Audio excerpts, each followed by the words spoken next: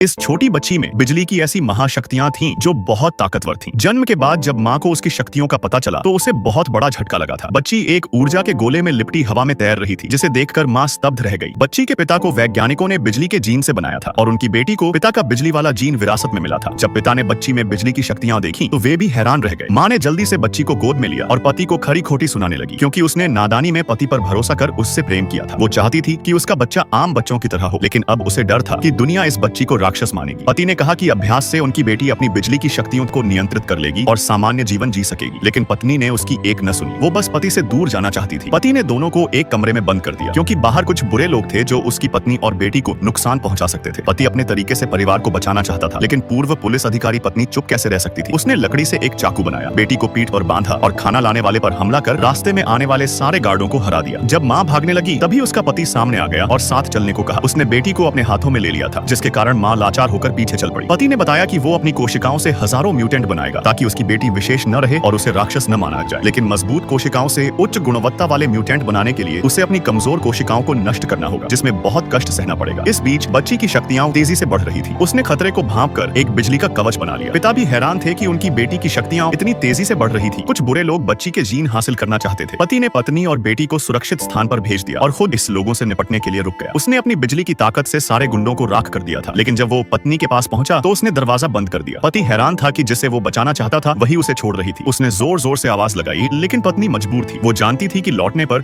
उसकी बेटी को प्रयोगशाला में डाल दिया जाएगा। बाहर की दुनिया में भी बहुत बड़ा खतरा था। एक दिन गुंडों से भागते भागते माँ एक खंडहर में फंस गई। बच्ची खतरा महसूस कर बिजली छोड़ रही थी, क्योंकि वो अपनी शक्तियों को नियंत्रित नहीं कर सकती थी। माँ बिजली के झटकों को सहते हुए दुश्मनों से दूर भाग रही थी। उसने बच्ची को दुश्मनों से छिपा दिया। बच्ची ने अपने चारों ओर एक बिजली का कवच बना लिया। इसके बाद माँ दुश्मनों के बीच फंस गई। वो अपनी बेटी को बचाने के लिए कुछ भी कर सकती थी। जब वो दुश्मनों से लड़ रही थी तभी बच्ची का पिता आया और उसे बचा लिया, लेकिन उन्हें नहीं पता था कि इमारत में एक स्नाइपर छिपा हुआ था, जिसका निशाना बच्ची का पिता था। स्नाइपर ने गोली चलाई, लेकिन पत्नी ने दूर से आती लेजर किरणों को देख लिया और पति की ओर आती गोली को अपने शरीर से रोक लिया था। फिर कुछ कहकर पत्नी दुनिया छोड़ गई थी। पति पूछना चाहता था कि उसकी बेटी कहाँ है। उसने बिजली के झटकों से पत्नी को बचाने की कोशिश की, लेकिन अब बहुत देर हो चुकी थी। पत्नी और बेटी से बिछड़ने के बाद वो गुस्से में पागल जानवर बन गया। उसने छठी मंजिल से छलांग लगाई और सामने की इमारत की छठी मंजिल पर पहुंचकर स्नाइपर के दिल को बिजली से छेद दिया था। अगले दिन एक मजदूर को बच्ची के रोने की आवाज सुनाई दी। उसने बच्ची को बचा लिया और गोद ले लिया। दूसरी ओर पिता का बुरा हाल था। उसकी पत्नी मर चुकी थी और उसकी बेटी लापता थी। वो जानता था कि उसकी बेटी जीवित है, इसलिए उसने और अधिक म्यूटेंट बनाने शुरू कर दिए, ताकि जितने ज्यादा म्यूटेंट हो उसकी बेटी उतनी ही सुरक्षित रहे। 10 महीने बीत गए। एक दिन फोटो खिंचवाते समय बच्ची की आंखों में अचानक नीली रोशनी चमकने लगी, क्योंकि उसके जैसे अन्य म्यूटेंट जन्म ले रहे थे। उसका पिता अब पूरी तरह से बुरा इंसान बन चुका था। अब उसकी बेटी को ही मानवता की रक्षा करनी होगी।